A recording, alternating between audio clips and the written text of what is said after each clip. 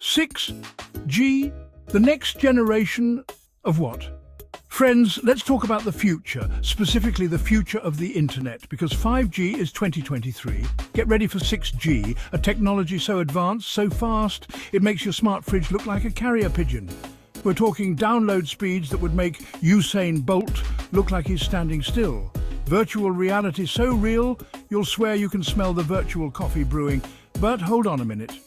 Before we all start measuring our homes for virtual reality rooms, maybe we should ask a few questions. Because with every technological leap, there's always the potential for a stumble. And 6G, my friends, is no exception. In fact, some of the concerns around 6G are less stumble and more faceplant into a dystopian nightmare. Don't get me wrong, faster internet is great and all, but what if this super-fast, super-connected future comes with a super-sized side of downsides? What if 6G isn't just about downloading movies in seconds, but about something far more insidious? Buckle up, because things are about to get weird. Augmented reality or augmented humanity? One of the big selling points of 6G is its potential to blur the lines between the real world and the digital one. Think augmented reality on steroids. Sounds cool, right? Well, not so fast. What happens when those lines start to get erased entirely? We're talking about the potential for human augmentation, and not the kind that involves getting a cool new piercing. I'm talking microchips, people. Tiny little devices implanted under your skin, potentially without your consent, that could track your every move, monitor your vital signs, even influence your thoughts and behaviors. Think I'm being paranoid? The technology for this already exists. And with 6G's increased bandwidth and data transfer speeds, it could become more sophisticated, more invasive, and a whole lot harder to escape. Suddenly, that virtual reality coffee doesn't smell so appealing, does it? Because we're not just talking about a faster internet connection. We're talking about the potential loss of our autonomy, our privacy, our very humanity. And that's enough to make anyone want to go back to dial-up. High frequency, high stakes. The health risks of 6G. Here's a fun fact. 6G will operate on much higher frequencies than previous generations of wireless technology, and by fun, I mean potentially terrifying. See, these high frequencies haven't been thoroughly studied for their long-term effects on human health, and some scientists are worried that they could pose serious risks. We're talking about things like cancer, neurological damage, and reproductive issues. Now, the telecom industry will tell you that these concerns are overblown, that the levels of radiation are too low to cause harm. But let's be real, they also said that about cigarettes for decades. And even if the risks are small, do we really want to be guinea pigs in a giant uncontrolled experiment? Especially when the potential consequences could be so severe. Look, I'm not saying we need to all go live in a Faraday cage and communicate via tin cans and string. But maybe, just maybe, a little caution is warranted. You know, before we bathe ourselves in invisible waves of potential doom. Weaponizing waves, 6G, and the conspiracy theorists. Okay, folks, put on your tinfoil hats, because things are about to get weird. The thing about new technology, especially something as powerful as 6G, is that it's a breeding ground for conspiracy theories. And let me tell you, the 6G conspiracy theories are a real buffet of paranoia. We've got everything from mind control beams to government surveillance grids to weather manipulation devices. Some even say that 6G will be used to create a hive mind, where our thoughts and actions are controlled by a central authority. Now, I'm not saying I believe any of this, okay? Maybe the weather manipulation one, because have you seen the weather lately? But the fact that these theories exist speaks to a very real fear about the potential for 6G to be weaponized. And when you're talking about technology this powerful, it's a fear that's worth taking seriously. Section 5, mind control from MK Ultra to the microwaves. Let's talk about mind control, shall we? I know, it sounds like something out of a bad sci-fi movie. but the truth is governments and intelligence agencies have been fascinated by the idea of mind control for decades. Remember MKUltra?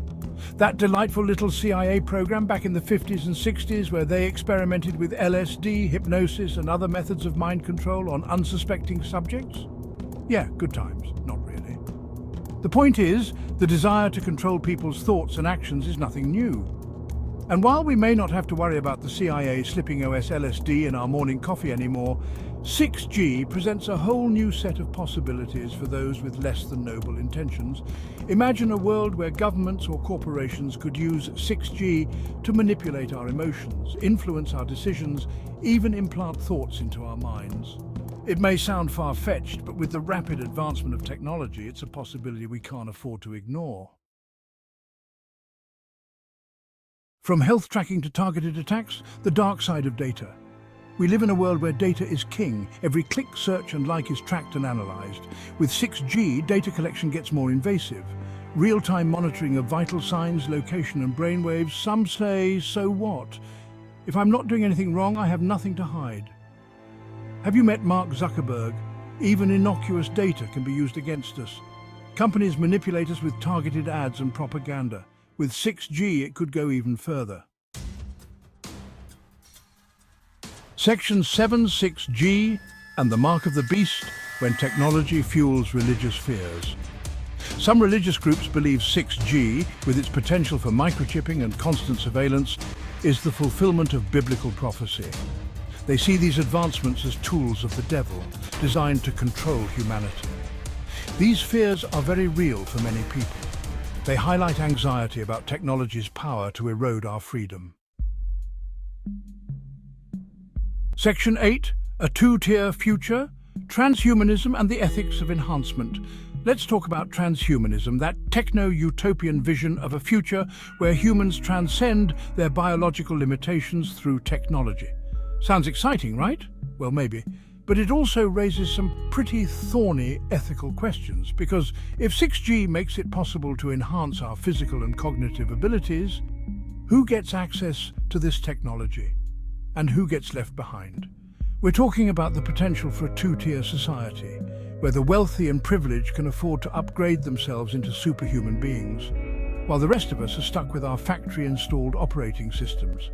And that's not even considering the potential psychological and social implications of living in a world where some people are literally superior to others.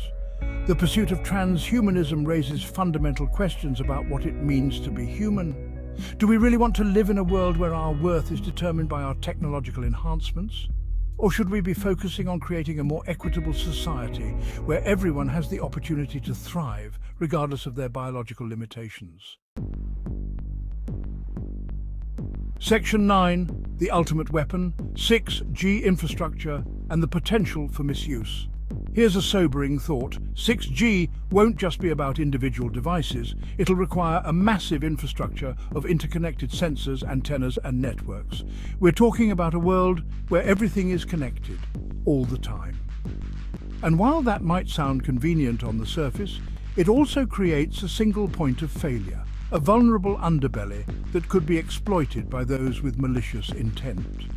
Imagine a cyber attack that cripples the entire 6G network, shutting down communication, transportation and critical infrastructure. Or, even more chilling, imagine a government using 6G's surveillance capabilities to track and target dissidents, silencing opposition and controlling the flow of information.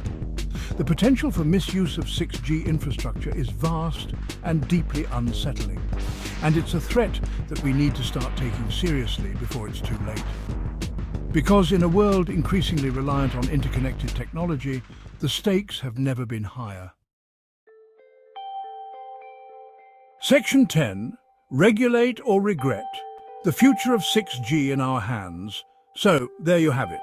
The good, the bad, and the downright terrifying potential of 6G technology. Look, I'm not saying we need to flush our smartphones down the toilet and move to a remote island. But what I'm saying is that we need to start having a serious conversation about the implications of this technology, and we need to do it now. We need to demand transparency from the telecom industry about the potential health risks of 6G. We need to establish clear ethical guidelines for the development and deployment of this technology. And we need to ensure that it's used for the benefit of all humanity, not just a select few. The future of 6G is not yet written. It's up to us to decide whether it will be a force for progress or a tool for control. The choice, as they say, is ours. So let's make sure we make the right one.